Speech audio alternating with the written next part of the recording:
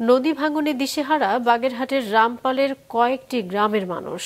মোংলা ঘষিয়াখালী আন্তর্জাতিক নৌ চ্যানেলের পানির তোড়ে বিলীন হয়ে গেছে এসব গ্রামের 2 কিলোমিটার সড়ক। বাগেরহাট রিপোর্টার শওকত আলীর তথ্য ও চিত্রে ডেস্ক রিপোর্ট। গেল 4 বছর ধরে নদী ভাঙনের শিকার বাগেরহাটের রামপাল উপজেলার রণজাইপুর, সিঙ্গুরবুনিয়া, পেড়িখালী ও ওড়াবুনিয়া গ্রাম। ইতোমধ্যেই বাস্তুচ্যুত হয়েছে এই এলাকার অর্ধশতাধিক বসতির মানুষ।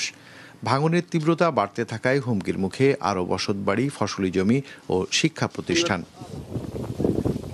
এরই মধ্যে ভাঙনে হারিয়েছে নদী তীরবর্তী 2 কিলোমিটারের বেশি সড়ক। ফলে গ্রামের মানুষের চলাচল করাই কষ্ট হয়ে পড়েছে।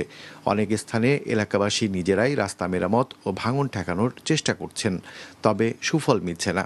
আমার 1.5 বিঘা জমি ছিল, নদী ভাঙনে চলে গেছে। আমাদের গ্রাম আস্তে আস্তে ভাঙতে ওখানে গেছে।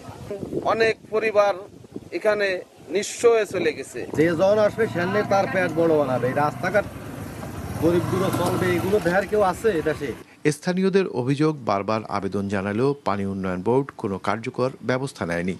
তবে পানি উন্নয়ন বোর্ড বলছে ভাঙন প্রতিরোধে কাজ চলছে।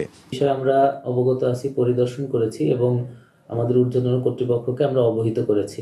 ওখানে আমাদের ঊর্ধ্বতন কর্তৃপক্ষের সাথে পরিদর্শন করে তাদের নির্দেশনা মোতাবেক আমরা প্রয়োজনীয় ব্যবস্থা গ্রহণ করব। এলাকাবাসী বলছে, স্থায়ীভাবে নদী শাসন ও বেড়িবাঁধ নির্মাণ করা হলে পরিস্থিতির উন্নতি হতে পারে। মাছরাঙা নিউজ ডেস্ক।